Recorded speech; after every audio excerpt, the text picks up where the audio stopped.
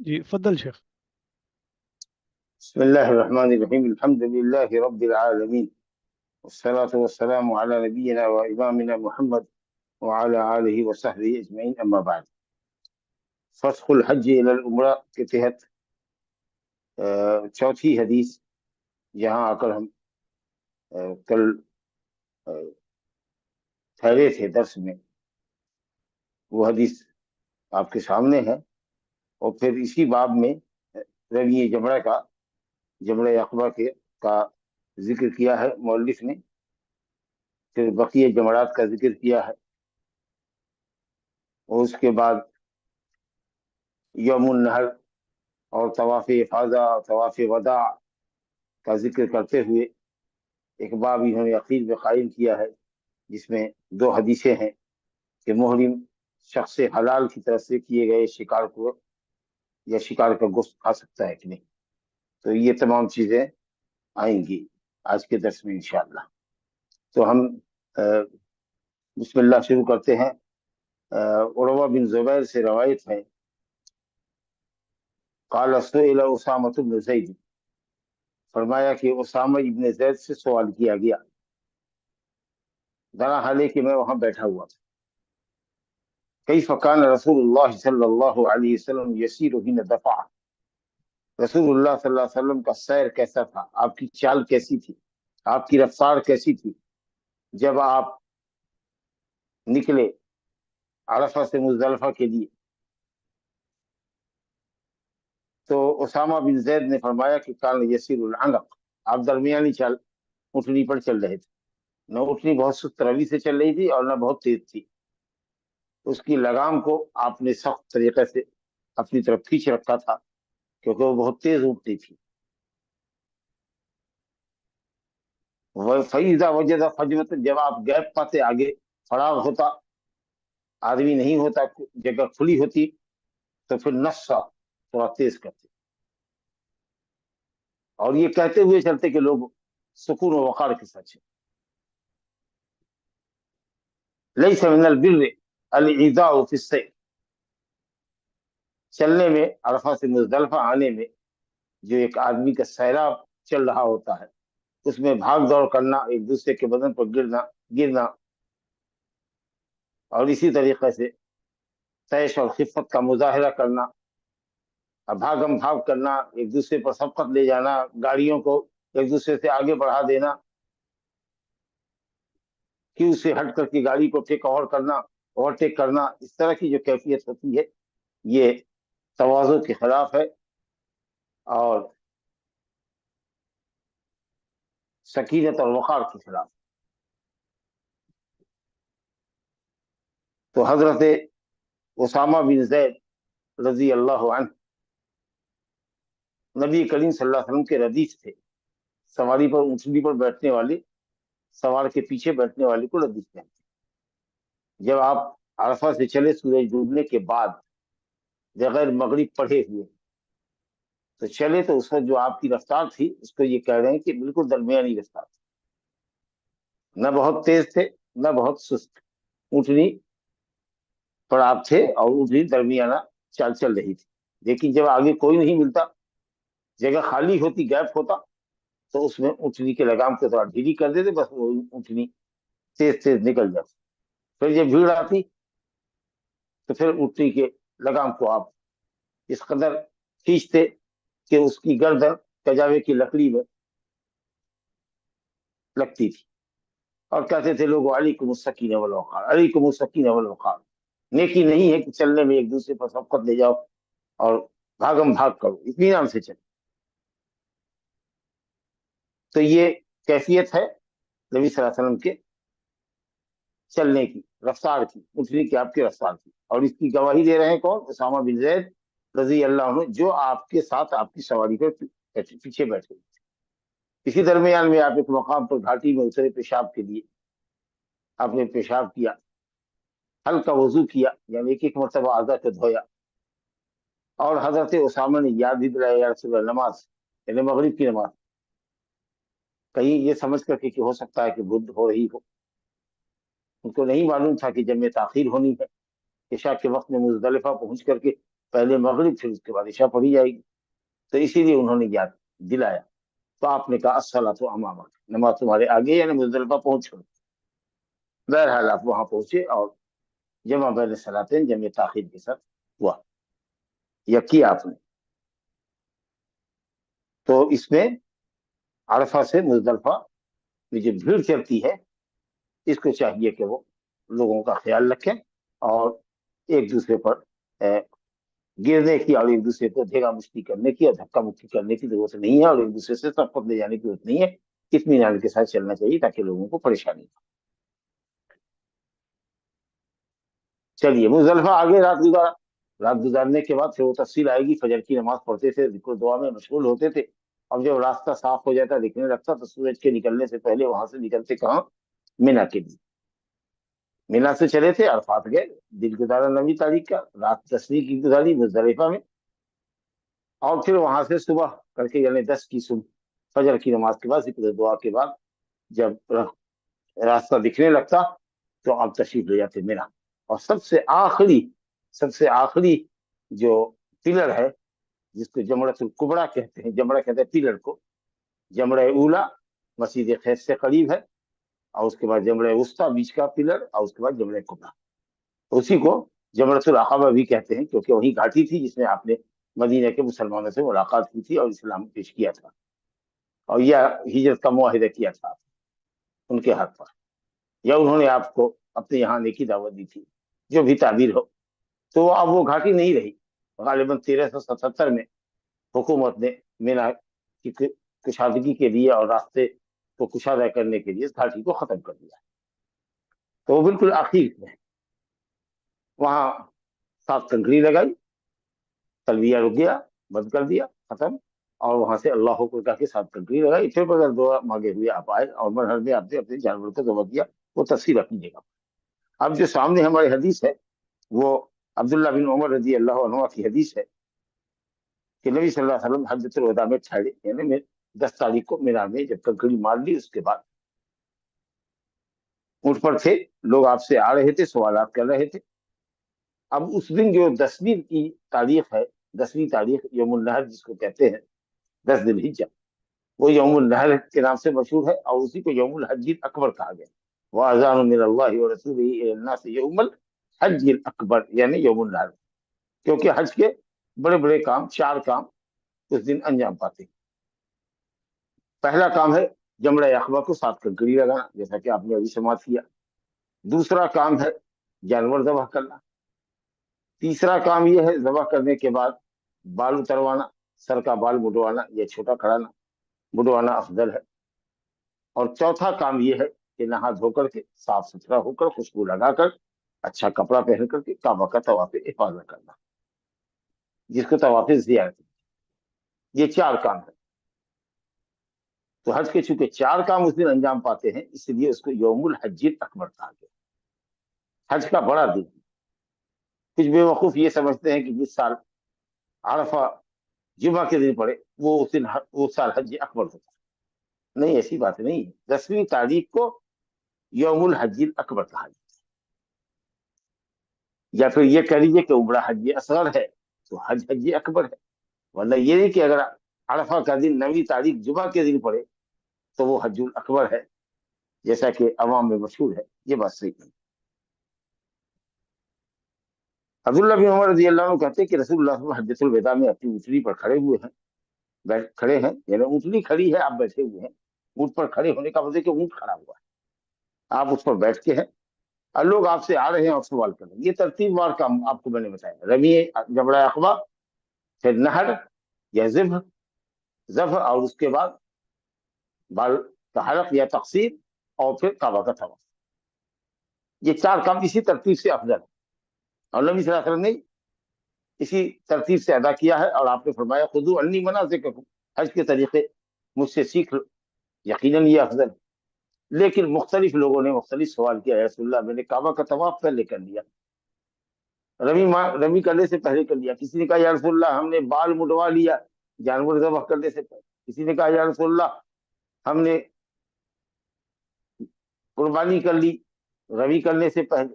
یعنی 4 کاموں کے اندر تقدیم اور تاخیر کے تعلق سے کوئی بھی سوال کسی نے کیا ہو، آپ کے پاس صرف ایک ہی جواب تھا. ایک شخص نے کہا یا رسول اللہ، لم اشعر، مجھے شعور نہیں رہا، مجھے احساس نہیں رہا، یعنی غلطی سے کہہ لیجیے یا بھول چوک سے میں نے بال ہی مڑوا لیا ذبح کرنے سے قبل. آپ نے کہا اذبح ولا حرج، اب جا کے ذبح کر لو.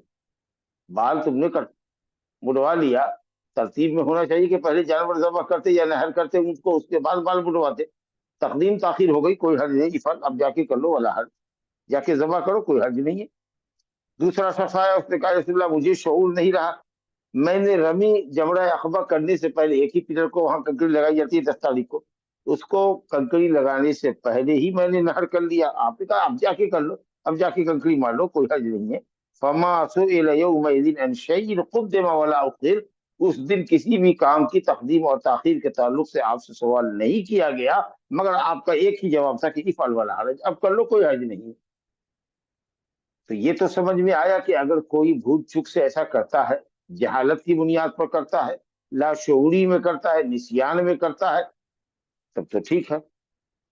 لیکن اگر کوئی شعوری طور پر جانتے بوجھتے ہوئے بھی اس ترتیب کی خلاف ورزی کرے تو کیا حکم ہے؟ اس پہ فقہا کا اختلاف. امام مالک، امام شافعی اور محدثین کا مسئلہ یہ ہے کہ نہ گناہ لگے گا اور نہ ہی فدیہ، کیونکہ بعض روایت میں لم اشور کا لفظ نہیں ہے کہ مجھے شعور نہیں رہا. یا رسول اللہ ذبح تو قبل ان ارمی، یا رسول اللہ تف تو قبل ان ارمی، اس طریقے سے لوگ آتے گئے اور کسی نے یہ کہا کہ مجھے شعور نہیں رہا. تو مطلق روایت بھی آئی ہے اور لم اشور کے ساتھ بھی سائل آئے ہیں کہ مجھے خیال نہیں رہا. کسی نے یہ کہے بغیر یہ کہا کہ رسول اللہ میں نے ایسا آگے پیچھے کر دیا. دوسری بات یہ ہے کہ جو لوگ یہ کہتے ہیں کہ صاحب تقدیم اور ترتیب ضروری ہے، وہ یہ کہتے ہیں کہ صاحب لا حرج کا مطلب تھا کہ گناہ نہیں لگے گا. تو گناہ نہیں لگے گا، دم لگے گا.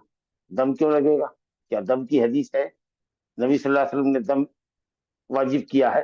اگر کوئی چیز واجب ہے، اگر ترتیب واجب ہے، تو بھول چک کے اگر آدمی تقدیم تاخیر کرتا ہے تو کہیں گے ٹھیک ہے، بھول چک کر کے کیا ہے تم نے، لاشعوری طور پر کیا ہے، تو گناہ تو نہیں لگے گا. ربنا لا تؤاخذنا ان نسینا او اخطانا. لیکن جو عمل واجب ہے اس عمل کو پھر سے کرنا پڑے گا. اگر کوئی شخص بلا وضو کے بھول چک سے مثلا نماز پڑھ لے اور پھر اس کو یاد آئے کہ وہ باوضو نہیں تھا، تو کہیں گے گناہ تو نہیں ہوا، لیکن جاؤ وضو کرو اور پھر سے نماز پلٹاؤ. تو اگر ترتیب واجب ہوتی تو یہ عمل کہ کوئی حرج نہیں ہے، اب جا کے کر لو، ترتیب کے خلاف کیے ہوئے عمل کو آپ نے جائز ٹھہرایا، اور عدم ترتیب پر کوئی حرج نہیں ہے، یہ آپ نے فتویٰ دیا، فرمان جاری کیا. اس کا مطلب ہے کہ وہ عمل جائز ہوا. خلاف ترتیب عمل جائز ہوا. اگر جائز نہیں ہوتا تو آپ دوبارہ اس عمل کو بھی ترتیب کہتے کیا بن جائے. تو میں نے جتنا کام بے ترتیب کیا ہے اس کو ترتیب سے انجام دے، لیکن آپ نے ایسا نہیں فرمایا، کئی فل والا حرج. تو اس لیے راجح قول یہ ہے کہ ترتیب مستحب ہے. اور جو لوگ یہ کہتے ہیں کہ صاحب لا حرج کا مطلب لا اسم علیہ، حنفیہ کہتے ہیں کہ کوئی گناہ تو نہیں لگے گا لیکن دم لگے گا. دم لگے گا تو یہ تو آپ حرج عظیم میں اس کو مبتلا کر دیا. کم سے کم 500 ریال کا تو ایک بکرا آپ نے جرمانے میں لگا دیا، تو حرج عظیم پیدا کر دیا. یہ میں کہتا ہوں کہ اگر گناہ ہوتا تو لوگ عام طریقے سے آج کل یہ سوچیں گے کہ صاحب بہتر تھا کہ گناہ اگر ہوتا تو اللہ سے معافی مانگ لیتے، لیکن مولوی صاحب نے تو دم لگوا دیا ہے، تو 500 ریال تو جائے گا ہی، 600 ریال کا بکرا تو نہیں پڑے گا. تو اس لیے صحیح یہ ہے کہ جب دم کا کہیں کوئی ذکر نہیں ہے، نبی صلی اللہ علیہ وسلم سے بالکل ثابت نہیں ہے کہ آپ نے کسی پر دم واجب کیا ہو، تو ہم کون ہوتے ہیں دم واجب کرنے والے. تو لا حرج کا مطلب یہ ہے کہ چاہے شعوری طور پر کسی نے تقدیم تاخیر کر دی ہو یا لاشعوری طور پر کر دی ہو، جیسا کہ بعض صحابہ نے لاشعوری ہونے کا ذکر کیا اور کسی نے کہا کہ ایسے ہی یا رسول اللہ میں نے آگے پیچھے عمل کر لیا. ماسو اعلان شعین یوم قدم او اخر الا قال، کسی بھی چیز کے تعلق سے تقدیم تاخیر کے متعلق آپ سے پوچھا گیا ہو، آپ نے کہا افعل ولا حرج. تو صحیح ہے کہ ترتیب سنت ہے، مستحب ہے، افضل ہے. خلاف ترتیب سہون یا جہلن یا عمدن اگر کوئی کرتا ہے تو کوئی حرج نہیں ہے، ترتیب واجب نہیں ہے. ورنہ اگر ترتیب واجب ہوتی تو نبی صلی اللہ علیہ وسلم دوبارہ سے کرواتے ترتیب کے ساتھ. اور جب दम का कहीं कोई जिक्र ही नहीं है किसी हदीस में नबी सल्लल्लाहु अलैहि वसल्लम से, तो फिर दम वाजिब करना ये उम्मत को ज़ीक़ में तंगी में डालने के जैसा बात होगी। छठी हदीस इसी बाब के अंदर जो लाए हैं, रंगी जमड़ा के ताल्लुक से ही बात है। 10वीं तारीख को, जैसा कि मैंने कहा, जमड़े कुबरा भी कहते हैं, जमड़े उला, जमड़े वुस्ता, जमड़े अकबा या जमड़े कुबरा जो कह लीजिए। कुछ लोग जो आम अवाम है जो हला, वो कहते हैं पहला शैतान, दूसरा शैतान, बड़ा शैतान। पहला शैतान, मझला शैतान, ये छोटा शैतान, मझला शैतान, बड़ा शैतान, नऊजुबिल्लाह। वो पिलर है भाई, पिलर। और ये जो वाकया बयान किया जाता है कि हजरत इब्राहिम खलीलुल्लाह अलैहिस्सलाम अपने बेटे को निकले लेकर के जबा करने के लिए मीना के अंदर, तो शैतान ने इन्हीं जगहों पर भटकाया था, आपको रोकने की कोशिश की थी, तो आपने कंकड़ियां मारी। ये वाकया भी ऑथेंटिक नहीं है, बस ये वाजिबात हजबे से है, अल्लाह के जिक्र के लिए। इन्नमा जुइल तवाफु बिल बैत वस्सई बैन सवा वल मरवा वरबियुल जमाल लिइकामति जिक्रिल्लाह, अल्लाह के जिक्र को कायम करने के लिए, और वाजिबात हज में से। अब्दुल रहमान बिन यजीद अल-नखई से रवायत है, उन्होंने हज किया मा इब्न मसूद रजी अल्लाह अन्हु, इब्न मसूद रजी अल्लाह अन्हु के साथ अब्दुल रहमान नखई ने हज किया। फराहो रमल जमरतल कुबरा बिसबे हसयात, तो देखा उन्होंने इब्न मसूद रजी अल्लाह अन्हु को कि उन्होंने जमड़े कुबरा, जिसको जमड़े अकबा भी कहते, घाटी वहां थी जो अब नहीं है, 7 कंकड़ी से जमड़े कुबरा को रमी किया, इस तौर से कि जालल बैत अन यसारी, काबा आपके दाएं बाएं जानिब था और मीना आपके दाएं जानिब।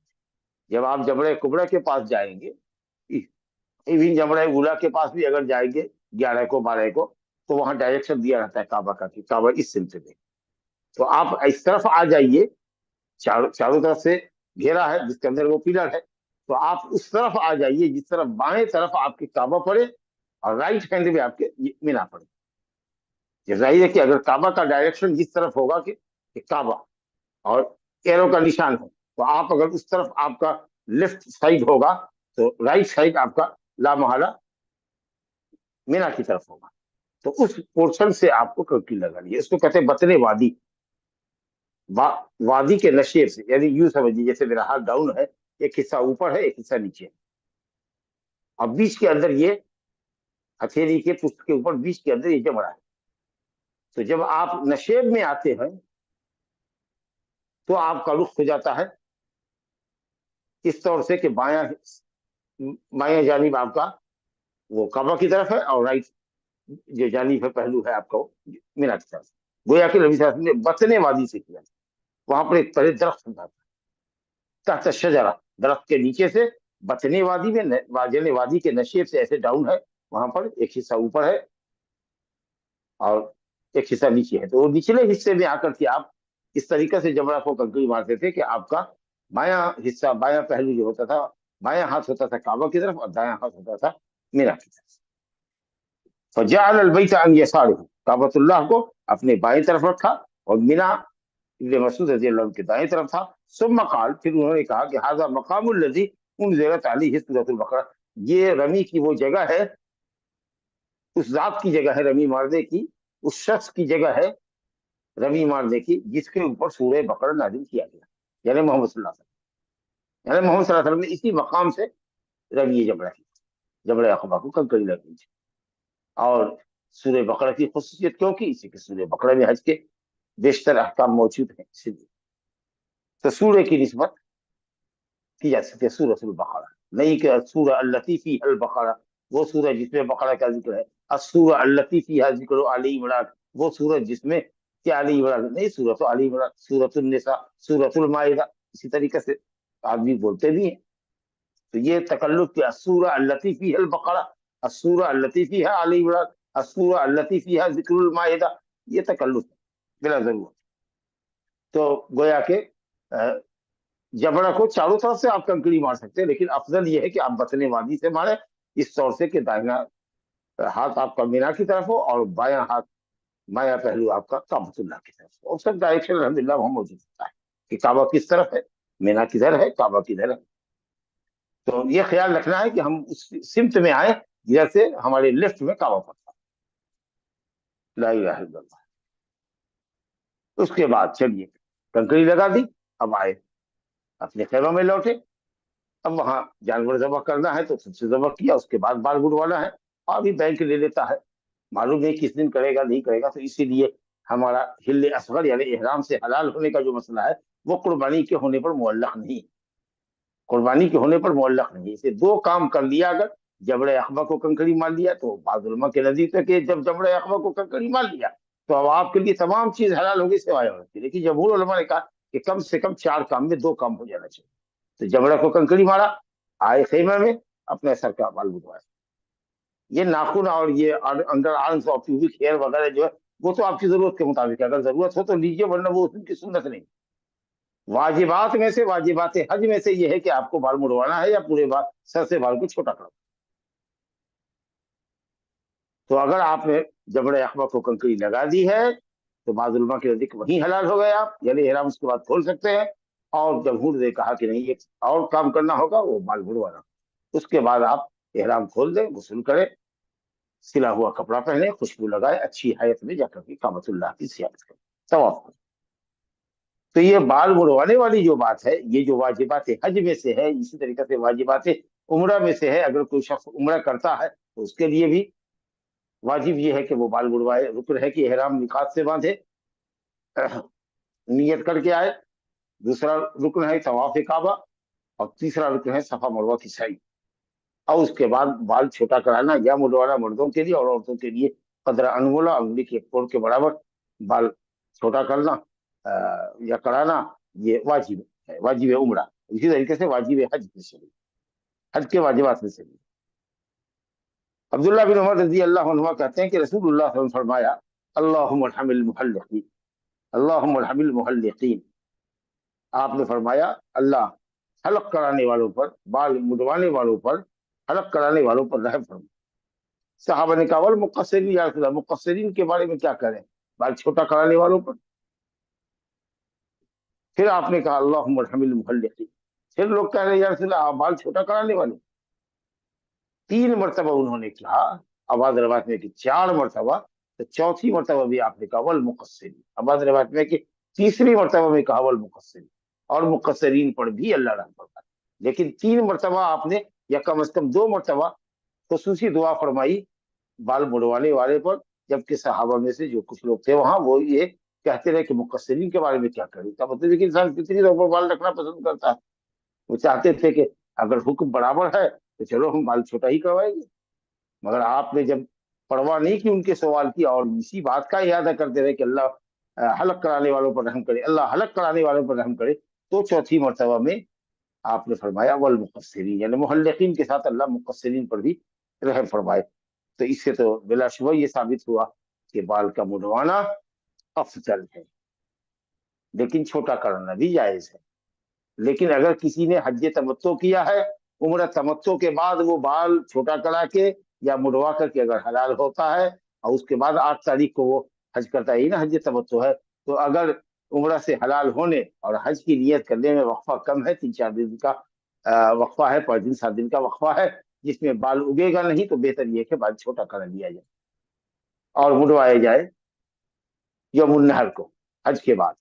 لیکن اگر کچھ لمبا وقفہ ہے کہ اس میں بال آ جائے گا, تو پھر افضل اس متمتع کے لیے بھی ہے کہ عمرے کے بعد وہ بال بڑھوا لے, اس کے بعد پھر حج بڑھوا لے. لیکن اگر وقفہ کم ہے جس میں بال نہیں اگے گا ٹھیک سے, تو بہتر یہ ہے کہ عمرے کے بعد حلال ہونے کے لیے بال پورے سر سے چھوٹا کروائیں, کم سے کم 1 انگلی کے پوڑ کے برابر چھوٹا کرا لے پورے سر سے, اور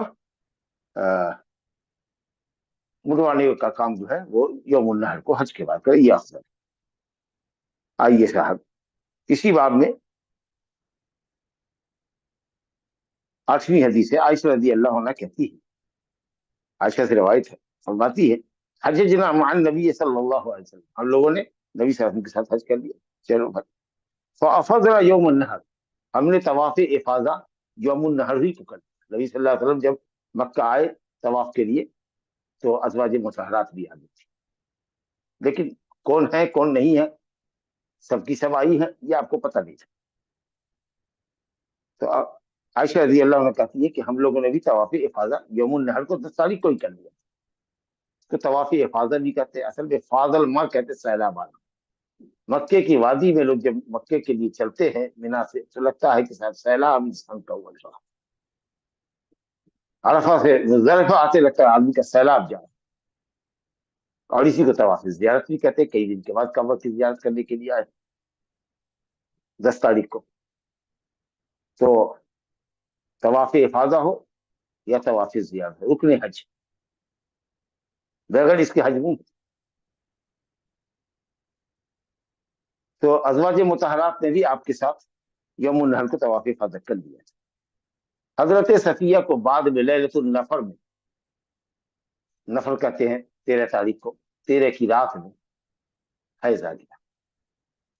نبی صلی اللہ علیہ وسلم ان سے مقاربت چاہتے تھے، ہم بستری چاہتے تھے صفیہ کے پاس جا کر. وہ چاہتے تھے جو ایک مرد اپنی بیوی سے چاہتا. تو عائشہ رضی اللہ عنہ کو معلوم تھا کہ صفیہ کو حیض جاری ہو گیا. تو انہوں نے کہا یا رسول اللہ وہ حیض ہے.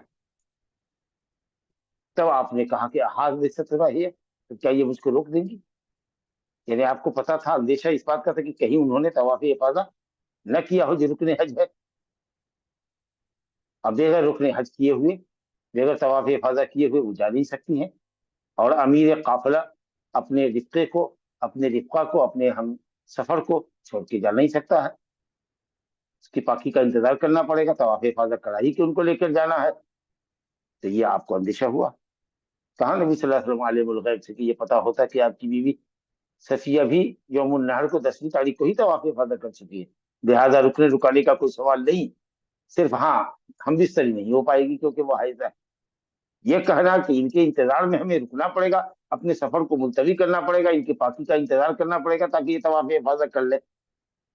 کہا کہ نہیں یا رسول اللہ انہا قد افاضت یوم النحر، صفیہ نے بھی یوم النحر کو طواف افاضہ کر لیا. تب آپ نے کہا اخرجو، نکلو. یعنی آپ ان کے پاکی کا انتظار نہیں کریں گے طواف وداع کے لیے. طواف وداع راجح قول میں واجب ہے مردوں کے اوپر، اور عورتیں بھی جو پاک ہے ان پر بھی واجب ہے. لیکن اگر وہ حائضہ ہو جاتی ہیں یا حاملہ کی ولادت ہو جاتی ہے، طواف افاضہ کر چکی ہیں، تو اب وہ طواف وداع کے لیے رکیں گی نہیں. رخصت دی گئی ہے، ان سے تخفیف کر دی. لیکن اگر کوئی بغیر طواف وداع کے چلا جاتا ہے تو پھر اس کو ایک دم لگے گا، اور وہ دم مکے ہی میں ذبح ہونا ہے اور وہاں کے فقراء مسلمین کے کرنا ہوگا. اسی لیے بغیر طواف وداع کیے ہوئے کوئی آدمی مکے سے رخصت نہ ہو. آخری کام ہونا چاہیے. کہا خروج. اور ایک لفظ میں ہے کہ نبی صلی اللہ علیہ وسلم کو جب یہ پتا چلا کہ وہ حائضہ ہو گئی ہے تو آپ نے تھوڑی خفگی کا اظہار کیا. کہا اقرا ہلکا، سزا کے نہیں. عقل کہتے ہیں زخم لگنے کو، سر میں یا جسم میں کہیں کہ زخم لگ جائے. ہلکا بلبردی حقیقی معنی مراد نہیں ہے، مطلب ایسے ہی تھوڑا جو کہتے ہیں نا کہ تریبت یدا، تیرا ہاتھ خاک آلود ہو. سکلت کا امک یا معاذ، اے معاذ سے مر تیری ماں کو کھوئے. تو ایسے ہی تکیہ کلام ہے.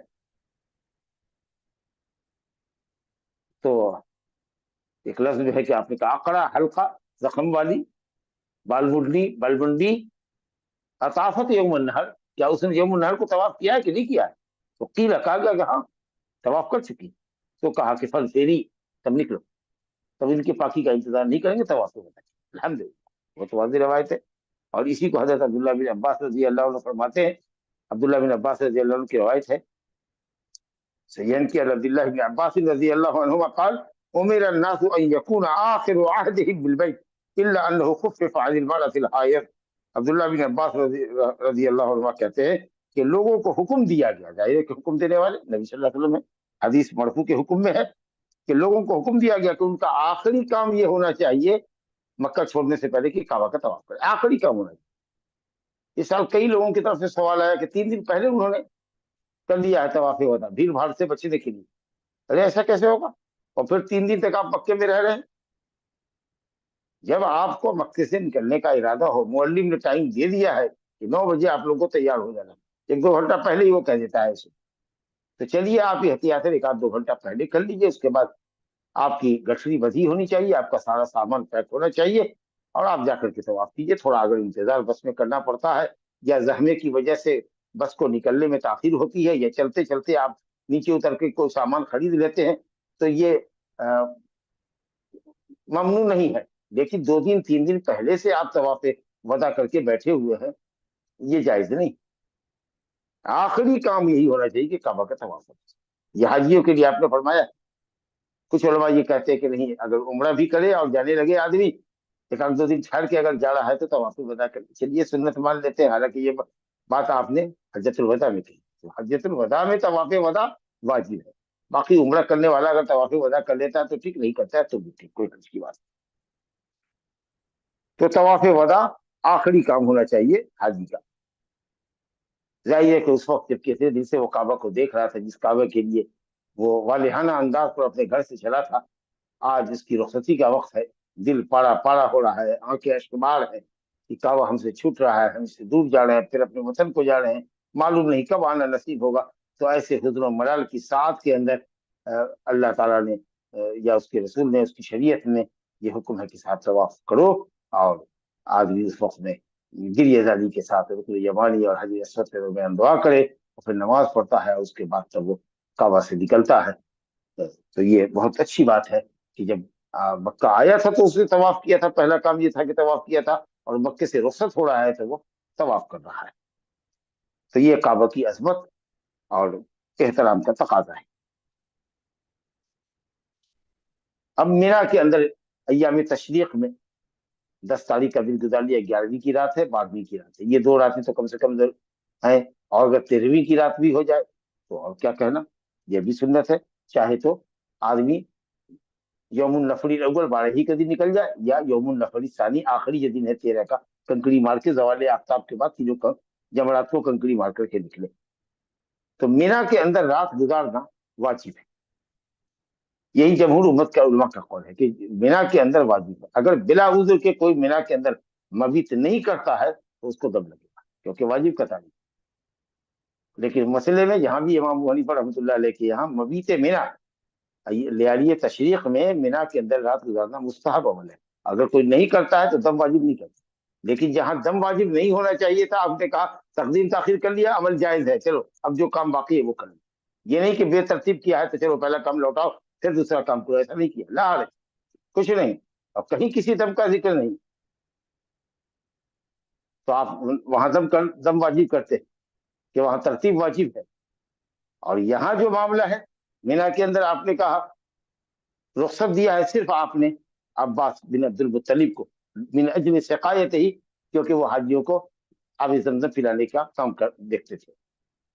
इसका मतलब ये कि जिसको इस तरह का काम ना हो, बकरी के शरवाहे नहीं है, जिनकी बकरियां बाहर बंधी हुई है और जिस पर खौफ है, या इसी तरीके से कोई माजूर है जिसका सामान खुले आसमान के नीचे है, मीना के बाहर वो जाकर के वहां रात गुजारे, या इसी तरीके से कोई मरीज है और उसका आदमी उसकी तीमारदारी के लिए मीना से बाहर हॉस्पिटल में जाना चाहता है, बीवी की टांग टूट गई है, वो हॉस्पिटलाइज है, या कुछ और बीमारी हो गई हॉस्पिटलाइज है, और मर्द यहाँ मीना के अंदर रात न गुजार करके हॉस्पिटल में चाहता है उसकी तीमारदारी के लिए रात गुजारना, तो इस तरह की अगर मजबूरी हो तो उलमा ने रुख्सत दिया। लेकिन अगर उज़्र शरई नहीं है तो फिर उसको रात मीना के अंदर ही गुजारना। और रात से मुराद ये कि रात का बेशतर हिस्सा मीना में गुजारे। अगर रात के आखिरी पहर वो मीना छोड़ करके चला जाता है, मीना के बाहर मक्के में चला जाता है, फिर होटल में रहता है, दिन भर वही रहता है, खाता पीता है, तो कोई हर्ज की बात नहीं, लेकिन रात फिर उसको मीना में आनी चाहिए। लेकिन बेहतर यह है कि मीना के अंदर आदमी रहे ताकि अल्लाह का जिक्र करे और इत्मीनान वहां करे और अल्लाह के जिक्र पर कायम रहे।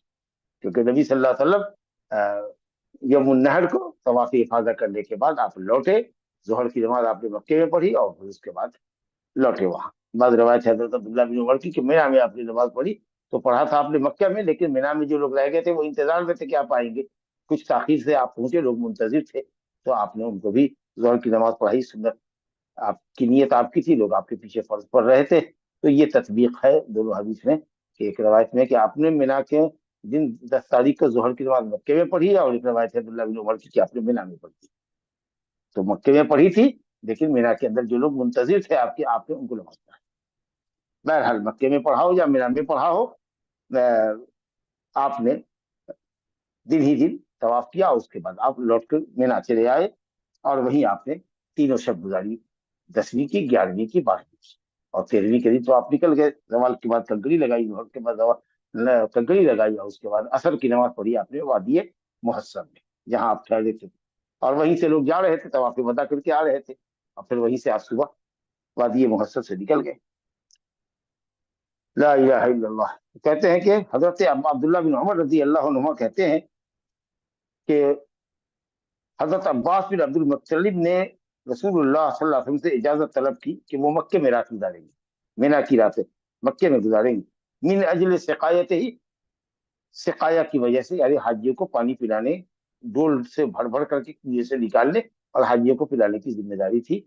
ये काम अब्द मुनाफ के हवाले था। कुरैश ने काबतुल्लाह की खिदमत को, हुज्जाज की खिदमत को आपस में बांट लिया था। तो अब्द मुनाफ जो हाशिम के वालिद का नाम था, नबी सल्लल्लाहु अलैहि वसल्लम के दादा हाशिम अब्दुल मुत्तलिब, और उसके बाद फिर परदादा अब्द मुनाफ, तो उनके जिम्मे वो मामला था। और फिर जब वो शाह जमजम बंद कर दिया गया, तो फिर बड़ी मेहनत और मशक्कत के बाद अब्दुल मुत्तलिब ने, जो नबी सल्लल्लाहु अलैहि वसल्लम के दादा थे, शैबतुल हम जिनका नाम था, तो उन्होंने, जो हाशिम के बेटे थे, तो हाशिम परदादा हुए और अब्द मुनाफ उसके बाद हुए, दूसरे जद्द अमजद हुए। तो अब्दुल मुत्तलिब के वक्त से गोया के विरासतन उनके बच्चों में यह खिदमत आ रही थी, जो अब आगे रुकी थी अब्बास बिन अब्दुल मुत्तलिब के पास। तो अब्दुल मुत्तलिब के साहबजादे हजरत अब्बास बिन अब्दुल मुत्तलिब लोगों को पानी पिलाने का काम करते थे। तो आपने कहा ठीक है, जाइए जाइए, जरूरत है आपको। फाजिन आपने इजाजत उनको दी। इसका मतलब है कि इस तरह की हाजत अगर किसी के पास नहीं है, मीना अजली सिकाया नहीं जा रहा है, मीना अजली रियाया नहीं जा रहा है, बकरी की जनवाही के लिए नहीं जा रहा है, बकरी की हिफाजत के लिए नहीं जा रहा है, या जैसा कि मैंने अर्ज किया के बाद उलमा ने हाजत जायज करार दिया कि किसी का सामान खुले आसमान के नीचे मक्के के अंदर है, या किसी का आदमी बीमार है, हॉस्पिटलाइज है, और उसकी तीमारदारी के लिए जाना है। तो अगर ये सब कोई इल्लत ना हो, तो फिर मीना में रात गुजारना वाजिब होगा, क्योंकि नबी सल्लल्लाहु अलैहि वसल्लम ने मबीत से छुटकारा दिया है सिर्फ इसको, हजरत अब्बास बिन अब्दुल मुत्तलिब को, सिकाया की वजह से। तो अगर इस तरह की कोई जरूरत नहीं है, तो इसका मतलब ये है कि हर ऐसे शख्स को जिसको इस तरह की हाजत मुलिहा इंतहाई जरूरी ना हो मेरा से बाहर रात गुजारने की, तो उसको रात गुजारना ही होगा। और अगर वो ऐसा नहीं करता है, तो उस पर दम वाजिब। चलिए एक हदीस देखिए इसी बाब के अंदर, एक और हदीस है, अब्दुल्लाह बिन उमर ही से रवायत है। मुजदलिफा का जिक्र कर रहे हैं कि जमा नबी सल्लल्लाहु अलैहि वसल्लम बैनल मगरिब वल इशा बिजमइन, नबी सल्लल्लाहु अलैहि वसल्लम ने मगरिब और इशा को इकट्ठे पढ़ा था जमा के अंदर। जमा कहते हैं मुजदलिफा को, क्योंकि वहां जमा बैन सलातैन करते हैं और जमे ताखीर करते हैं। तो मुजदलिफा में, अच्छा मुजदलिफा क्यों कहते हैं, इजदलिफा माने होता है इक़्तरब, करीब होना। अब आदमी जो अरफा से चला है मीना के लिए, बीच में रात वो गुजार रहा है जिस जगह को, उसका नाम है मशअर हराम, उसको मुजदलिफा कहा जा रहा है, इसलिए कि वो अब मीना से करीब हो, मीना से करीब वक्त, और इसीलिए इसको मशअर हराम कहा जाता है, मशअर हराम मुजदलिफा को, क्योंकि वो हुदूद हरम के अंदर, और अरफा जो है वो हुदूद हरम से बाहर है, मशअर हलाल से। तो नौ को मीना से चले थे, सीधे अरफात गए थे, हुदूद हरम से बाहर, वहां से लौट करके आए तकरीबन 9 किलोमीटर पर, बीच में यहाँ अरफा से चल करके यहाँ आपका 9-10 किलोमीटर के ऊपर है मुजदलिफा, मशअर हराम। अब यहाँ से हम मीना करीब हो गए हैं, इसलिए इसको मुजदलिफा कहते हैं। और उसी का दूसरा नाम है जमईन, जमा, ऐसी जगह जहाँ मगरिब इशा की नमाज जमा बैन सलातैन की जाती है, और इशा के वक्त में मगरिब पढ़ी जाती है, एक नमाज अपने वक्त से मौखर कर दी गई, तो इसलिए इसको जमे ताखिर कहते हैं। लेकुल्ल वाहिदतिन मिनहुमा इकामा, हर नमाज के लिए आपने मगरिब के लिए भी इकामत कही, कहलवाई, और इशा के लिए, और दोनों नमाज के दरमियान आपने सुन्नत नहीं की, लम युसब्बिह बैनहुमा, तस्बीह कहते हैं सुन्नत, क्योंकि नमाज में तस्बीह पढ़ना सुन्नत है। सुबह जुहा, चाश की सुन्नत, सलातुल जुहा चाश की सुन्नत जी, यानी चाश की नमाज की सुन्नत। तो दोनों जमा बैन सलातैन में मगरिब के बाद की जो सुन्नत होगी वो नहीं पढ़ी जाएगी, और ईशा के बाद भी सुन्नत आपने नहीं पढ़ा है, सिर्फ वितिर पढ़ना है, क्योंकि नबी सल्लल्लाहु अलैहि वसल्लम सफर और हजर में वितिर और फजर की दूरी का सुन्नत का इत्माम करते। चलो दोनों नमाजों के दरमियान मगरिब के बाद की सुन्नत पढ़ी, न ईशा के बाद ईशा की सुन्नत पढ़ी सिवाय वितर के। और उस दिन नबी सल्लल्लाहु अलैहि वसल्लम ने तहज्जुद भी नहीं की, पूरी रात आराम से सोए, क्योंकि सुबह अव्वल वक्त में फजर की नमाज पढ़नी है, जिक्र दुआ करना है, और कल का जो 10वां दिन है वो काफी मशहूरियत का है, तो इसलिए आराम करना चाहिए। क्योंकि जो कल के वाजिबात हैं उनकी अदायगी आदमी पूरी तंदुही से करे, इसके लिए उस रात में, यानी 10वीं की रात में आराम करना चाहिए। बहरहाल इसमें जिक्र है कि दोनों नमाज के लिए आपने इकामत की, अजान कही कि नहीं उसका जिक्र नहीं। लेकिन हजरत जाबिर बिन अब्दुल्ला की रवायत जो हज्जतुल नबी के नाम से तवील हदीस है, जिसमें मदीना से निकलने और पूरे हज के मनासिक अदा करने के बाद मदीना तक लौटने का जो पूरा आंख से देखा हाल है, हजरत जाबिर बिन अब्दुल्ला की हदीस बड़ी अहम है, लंबी हदीस है, सिफत हज्जत नबी सल्लल्लाहु अलैहि वसल्लम के उन्वान से सही मुस्लिम में मौजूद है। तो उसके अंदर उन्होंने लिखा है, हजरत जाबिर ने बयान किया कि नबी सल्लल्लाहु अलैहि वसल्लम जब वहां पहुंचे इशा के वक्त तो अजान दिलवाई, बे अजानिन व इकामत, एक अजान दिल से और दो इकामत से। तो अजान और इकामत से मगरिब पढ़ी और ईशा की नमाज इकामत के साथ पढ़ी, दो अजान नहीं। तो कुछ लोग कहते हैं कि दोनों के लिए अजान अलग अलग होगी और इकामत होगी, कुछ कहते हैं सिर्फ दोनों के लिए इकामत हो काफी है, कुछ लोग कहते हैं एक ही इकामत से काफी है। सुनन में और मसानिद वगैरह में इस तरह की रवायतें आई हैं, लेकिन वो सब रवायतों में इस्तिराब है। क्योंकि सिर्फ यही कह सकते हैं कि वाकया तो एक ही है, कजिया तो एक ही है कि आपने जमा बैन सलातन किया, और हजरत जाबिर आंखों देखा हाल बयान कर रहे हैं, तो इसलिए इस बाब में जो भी रवायतें हैं उनके दरमियान में हजरत जाबिर की रवायत को तरजीह और तकद्दुम हासिल होगा। और यह है कि साहब एक अजान और दो है। और ऐसा ही वहां भी होता है अरफा के अंदर भी, कि खतीब खुतबा देता है, उसके बाद अजान होती है, अजान के बाद इकामत हुई, और इकामत के बाद जोहर पढ़ी गई, फिर दूसरी इकामत हुई, फिर असर पढ़ी गई 2 रकअत। तो यहाँ मगरिब पढ़नी है 3 रकअत, ईशा पढ़नी है 2 रकअत। चलिए साहब बिल्लाह। तो अब एक दो हदीस रह गई है, हम उसको पढ़ लेते हैं। कहते हैं कि साहब मुहरिम हलाल शख्स की तरफ से किए गए शिकार को खा सकता है कि नहीं खा सकता। मुहरिम के लिए हालत हराम में खुश्की के जानवरों का शिकार हराम।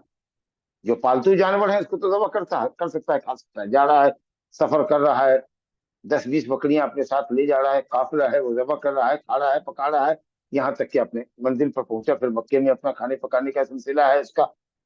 तो वो पालतू जानवर जो है हमारे, उनको तो हम दबा कर ही सकते हैं, लेकिन रास्ते में चल रहे हैं और जंगल से गुजर रहे हैं, तो साहब हम नीलगाय का शिकार कर रहे हैं, तो हिरन का शिकार कर रहे हैं, तो ये जो खुशकी का शिकार है, बर्री जानवरों का, हलाल जानवरों का शिकार, ये मुहरिम के लिए हराम है। और अगर शिकार करता है तो जितना बड़ा शिकार करेगा उतने बड़े बहीमतुल अनाम में जिन जानवरों की कुर्बानी दी जाती है, अगर उस तरह की किसी जानवर के मुशाबे जानवर की का शिकार करता है तो उतना बड़ा जानवर उसको फिदिये में देना। और नहीं तो फिर जितना छोटा जानवर कर रहा है उसकी कीमत लगाई जाएगी, उसके हिसाब से उस कीमत का गल्ला कितना बनता है, तो आधा साफ करके एक मिस्किन को खाना देने के हिसाब से खाना दे, या 2 मिस्किन के खाने के बदले में तो रोजा रखे, जैसा कि काब बिन उजरा की रिवायत फिदिये के बाब में आई है कि 3 रोजा रखे, या 6 मिस्किन को खाना खिलाए आधा सा करके, या एक बकरी जबा करे। ला इलाहा इल्लल्लाह। लेकिन अगर बड़ा जानवर किया है, जिराफ को मारा है मिसाल के तौर पर, या इसी तरह के किसी लंबे जानवर को जो ऊंट के बराबर है, तो एक ऊंट दम देना पड़ेगा। जजा फजजा मिस्ल कतल मिनन नाम, जितना बड़ा जानवर शिकार किया है उतना बड़ा जानवर चौपाई में से देना। अगर नील गाय को जबा किया है, चलिए, शिकार किया है तो गाय जबा की जुर्माने में। अगर हिरण का शिकार किया, बकरा जबा की। अब उससे छोटे जानवर है, खरगोश वगैरह का शिकार किया तो जाहिर है कि उतना बड़ा कोई जानवर तो हदी में दिया नहीं जाता है, लिहाजा उसकी कीमत लगाई जाती है। 2 आदमी आदिल मुनसिफ उसकी कीमत लगाएगा, और उससे गल्ला खरीद के मिस्किन को खाना खिलाए, या और अदरोजा लेकर सियामत, या 2 मिस्किन के बराबर एक रोजा है तो अपने हिसाब से रोजा रखे। बहरहाल, लेकिन यहाँ मसला मुहरिम के शिकार का नहीं है, तो समझ लिया कि मुहरिम के लिए शिकार हराम। हाँ, दरियाई शिकार हलाल। अगर जा रहा है जहाज से, शिप से जा रहा है, जाल फेंक दिया, समंदर से मछली निकाल लिया, कांटा डाल दिया, मछली निकाल लिया, और पका के भून के खा रहा है उसको फ्राई करके, अच्छी बात है, जायज है आपके लिए। चलिए, तो खुश्की का शिकार मुहरिम के लिए हराम, दरियाई शिकार हलाल। लेकिन अगर मुहरिम को शख्स से हलाल ने, जो मुहरिम नहीं उसने शिकार किया, तो क्या मुहरिम शख्स से हलाल के शिकार को खा सकता है कि नहीं, अगर वो तोहफा दे तो? تو یہاں ایک روایت ہے ابو قتادہ انصاری رضی اللہ عنہ کی حدیث ذرا لمبی ہے، اس کو پڑھتے ہیں، اسی کے ساتھ ساتھ ساتھ بیان بھی دیں گے، بیان بھی کریں گے۔ ابو قتادہ انصاری رضی اللہ عنہ کہتے ہیں کہ رسول اللہ صلی اللہ علیہ وسلم حج میں نکلے۔ یہاں حج میں نکلنے کا مطلب حج کا معنی لغوی معنی قصد کیا کعبہ کا، کیونکہ یہ واقعہ حدیبیہ کا، یہ حدیبیہ کے عمرے کے لیے جا رہے ہیں 6 ہجری میں دکھا رہے ہیں، اس کو انہوں نے حج کیا، کیونکہ حج کا معنی بھی قصد الی البیت ہے۔ ہم معتمر بھی اس کو کہتے ہیں، عمرہ کرنے والا اس کو کہتے ہیں جو کعبہ کا قصد کرے۔ تو حج اور عمرہ کا لغوی معنی ایک ہی ہے، اس لیے حج کیا، لیکن وہ حج نہیں تھا، وہ آپ کا عمرہ تھا، حدیبیہ کا عمرہ، جہاں سے آپ بغیر حج کیے ہوئے عمرہ کیے ہوئے واپس آئے، مشرکین نے جانے نہیں۔ فخرجوا معه، سب لوگ آپ کے ساتھ نکلے جن کو جانا تھا، کوئی 1500 کی تعداد رہی ہوگی، 1400 سم تھنگ۔ فصرف طائفة منهم فيهم ابو قتادہ وقال خذوا ساحل البحر حتى نلتقي۔ آپ کو اسی درمیان میں یہ خبر ملی کہ کوئی آپ کے خلاف آ رہا ہے، کوئی دشمن ہے جو آپ کو ٹارگیٹ کیے ہوا ہے اور ساحل سمندر کی طرف سے آ رہا ہے۔ تو آپ نے جاسوسی کرنے کے لیے اور دشمنوں کو روکنے کے لیے ایک ٹکڑی آپ نے کہی مدینہ سے جب چلے اور ذوالحلیفہ ابھی نہیں پہنچے تھے جو مدینہ والوں کی میقات ہے، تو کہا کہ داہنے کا راستہ لینا چاہیے، یہاں سے سمندری راستہ لینا، ذوالحلیفہ میں تم کو نہیں جانا، تم آگے جب مقام جوفہ میں رابغ میں آؤ گے تو وہاں سے احرام باندھو، لا الہ الا اللہ۔ تو وہ لوگ چلے گئے اس طرف، اور بڑے مجمع کو لے کر کے آپ ذوالحلیفہ آئے اور وہاں سے عمرہ کا احرام باندھا اور آگے نکلے۔ تو ابو قتادہ انصاری کے ساتھ جو کچھ لوگ تھے جو ساحل سمندر کی طرف سے جا رہے تھے کہ اگر کوئی دشمن آ رہا ہے تو اس کا کام تمام کر دیں اور اس کو نبی صلی اللہ علیہ وسلم تک پہنچنے سے روک دیں، تو باقی لوگوں نے تو احرام باندھ لیا جس میقات سے پہنچے تھے، لیکن ابو قتادہ نے احرام نہیں باندھا، ابو قتادہ نے احرام نہیں باندھا۔ انہوں نے سوچا کہ ہم آگے سے باندھیں گے، آخر میں انہوں نے بھی باندھا، لیکن ابھی ان کے ساتھیوں نے تو احرام باندھ لیا تھا لیکن انہوں نے بھی نہیں باندھا، فلم یہ ہوئی، ابو قتادہ نے احرام نہیں۔ فبینما هم یسیرون، ابو قتادہ اپنے ساتھیوں کے ساتھ چل رہے تھے کہ اذ رأوهم على وحش، انہوں نے ایک نیلگائے دیکھی، گدھا دیکھا یا گدھے دیکھے جو وحشی گدھے ہوتے ہیں، ایک تو پالتو گدھا ہوتا ہے، یہ تو حرام ہے، دیکھیے ایک وحشی گدھے جو جنگل میں ہوتے ہیں، آدمی کو دیکھ کر بھجکتے ہیں، بھاگتے ہیں۔ تو وحشی گدھا کہہ لیجیے، جنگلی گدھا کہہ لیجیے، یا اس کو نیلگائے کہہ لیجیے، بہرحال اس کی سائز کی ہوتی ہے۔ تو لوگ ہنسنے لگے اور ان کی چاہت تھی کہ ابو قتادہ دیکھیں، لیکن اشارہ بھی نہیں کر سکتے تھے کیونکہ یہ تو شکار پر مدد کرنا ہوا محرم کی، محرم کی طرف سے شخص حلال کو شکار پر تعاون ہوتا، اس لیے وہ ہنس تو رہے ہیں لیکن بتا نہیں رہے، مگر تمنا تھی کہ دیکھ لیتے۔ اتفاق سے ابو قتادہ کی نظر پڑ گئی شکار پر، اب وہ انہوں نے گھوڑے پر وہ چڑھ گئے، کوڑا گر گیا تو کہا بھائی جیسا دے دو ہمارا کوڑا ہمارے ہاتھ میں، کہا نہیں ہم محرم ہیں، آپ کی مدد نہیں کر سکتے۔ چنانچہ وہ اترے، خود اپنا کوڑا لیا، پھر سوار ہوئے اور جا رہے تھے اور اس قدر نیزہ زور سے نشانہ لگا کے مارا کہ شکار کے آر پار کر دیا اور شکار دھڑام سے گر گیا۔ اس کے بعد انہوں نے اس کو ذبح کیا، گوشت کھایا، اپنے ساتھیوں کو بھی کھلایا، لیکن ایک تردد رہا کہ معلوم نہیں شخص نے شکار کیا ہے جو حلال ہے، یہ گوشت ہم لوگوں کے لیے جو ہم لوگ محرم ہیں اور کھایا ہے ہم نے، حلال ہوا کہ نہیں ہوا، چل کے رضی سے پوچھیں گے۔ کچھ حصہ گوشت کا جو بچا ہوا تھا اس کو ابو قتادہ نے بچا رکھا تھا۔ تو بہرحال ابو قتادہ نے ان گدھوں پر یعنی نیل گایوں پر حملہ کیا اور اس میں سے ایک مؤنث جو گدھی تھی یعنی وحشی گدھی یا نیل گائے مؤنث کہہ لیجیے، اس کو انہوں نے زخمی کیا اور اس کو زمین پر ڈھیر کر دیا۔ فنزلنا، ہم لوگ ایک جگہ پہ اترے، اس کا گوشت کھایا، پھر ہم نے کہا کہ شکار کا گوشت ہم لوگوں نے کھا لیا ہے، کیا یہ ہم لوگوں کے لیے جائز ہے جبکہ ہم محرم ہیں؟ بہرحال جو حصہ گوشت کا بچا ہوا تھا اس کو ہم اپنے کے ساتھ لے لیا۔ نبی صلی اللہ علیہ وسلم کو ایک مقام پر پایا ہم لوگ، ہم نے آپ سے اس کا حکم پوچھا، کہا کہ تم میں سے کسی نے ابو قتادہ کو حکم کیا تھا کہ شکار ہے وہ اس پر حملہ کرو، اشارہ کیا تھا، صراحتاً بتایا تھا یا اشارتاً کیا؟ کہا نہیں یار سر۔ تو کہا کہ کلوا ما بقی من لحمھا، جو گوشت بچا ہوا ہے وہ کھاؤ۔ اور ایک روایت میں یہ ہے کہ ان کے دل کو خوش کرنے کے لیے آپ نے کہا هل معکم منہ شیء، اس شکار کے گوشت میں سے کچھ حصہ بچا ہے کیا؟ تو ہم نے کہا ہاں یا رسول اللہ۔ فناولته العضد، ہم نے آپ کو شانہ دیا، آپ کو دست، اگلا دست پسند تھا وہ ہم نے آپ کے لیے رکھا ہوا تھا تاکہ یہ آپ لیجیے، فاکل ہاتھ لے۔ تو معلوم یہ ہوا کہ اگر شخص حلال شکار کرتا ہے اور محرم کا کسی طرح کا کوئی تعاون محرم کا حلال شخص کو نہیں حاصل ہے شکار کرنے کے اندر، تو محرم کو اگر وہ ہدیہ اور تحفہ دیتا ہے تو کھا سکتا ہے۔ ایک حدیث اور پڑھتے ہیں، پھر اس کے بعد مسئلہ بتائیں گے۔ دوسری حدیث جو اس باب میں ہے، شخص حلال کی طرف سے شکار محرم کھا سکتا ہے کہ نہیں، صعب بن جسامہ اللیثی رضی اللہ عنہ کی حدیث ہے کہ انہوں نے نبی صلی اللہ علیہ وسلم کو ایک نیل گائے، وہی حمار الوحشی ہے، وحشی گدھا، جنگلی گدھا، مقام ابوا میں یا اس سے قریب ایک مقام ہے ودان، اس مقام پر نبی صلی اللہ علیہ وسلم ٹھہرے ہوئے تھے، لے جا کر کے دیا کہ یا رسول اللہ یہ آپ کے لیے ہدیہ ہے۔ نبی صلی اللہ علیہ وسلم ہدیہ قبول کرتے تھے، چھوٹا ہدیہ ہو بڑا ہدیہ ہو آپ قبول کرتے تھے، لیکن آپ نے اس شکار کو واپس کر دیا، اس گوشت کو واپس کر دیا، اور جب